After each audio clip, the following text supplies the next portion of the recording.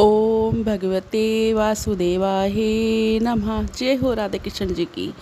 जय माता दी। मित्रों, कैसे हो आप सब? आशा करते हैं आप सब अच्छे होंगे, खुश होंगे। मित्रों, आज हम आपको श्रावण मास कृष्ण कामिका एकादशी व्रत की कथा सुनाएंगे। ये कथा बहुत ही फल देने वाली है, तो इस व्रत को जो भी करता है वो मोक्ष को प्राप्त होता है। तो चलिए हम आपको कथा सुनाते हैं, आप ध्यान से सुनिए।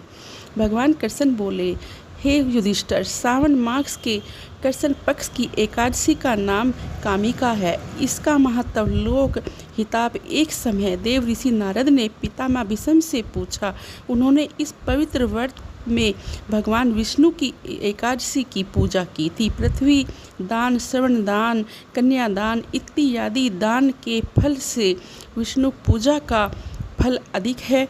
कामिका एकादशी के समान विष्णु पूजा का फल है। जो फल मनुष्य का आध्यात्मिक विद्या से मिलता है, उससे अधिक फल कामिका एकादशी देने वाली भगवान विष्णु पर एक दल तुलसी का चढ़ाओ तो एक भार श्रवण और 4 भार चांदी दान करने का फल मिलता है।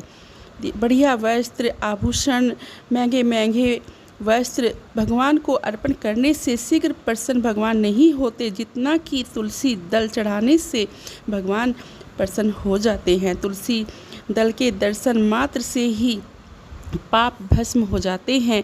वृंदा के स्पर्श मात्र से ही मनुष्य पवित्र हो जाता है और भगवान के चरणों में तुलसी अर्पण करता है, उससे अवश्य ही मुक्ति मिलती है।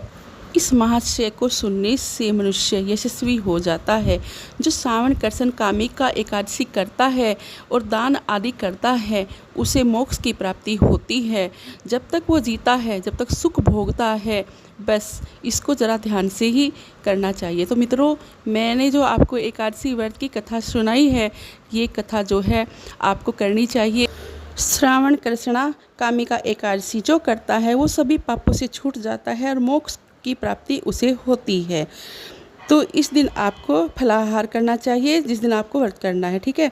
तुलसी की मंजरी से आपको विष्णु भगवान की पूजन करनी है और इस दिन आपको गो दुर्गंध का सागर लेना है और पूरा दिन और पूरी रात आपको जो है भगवान जी के चरणों में अपने आप को समर्पण कर देना है और उनका ही गुणगान करना है। तो इस तरह से किसी का बुरा नहीं सोचना है।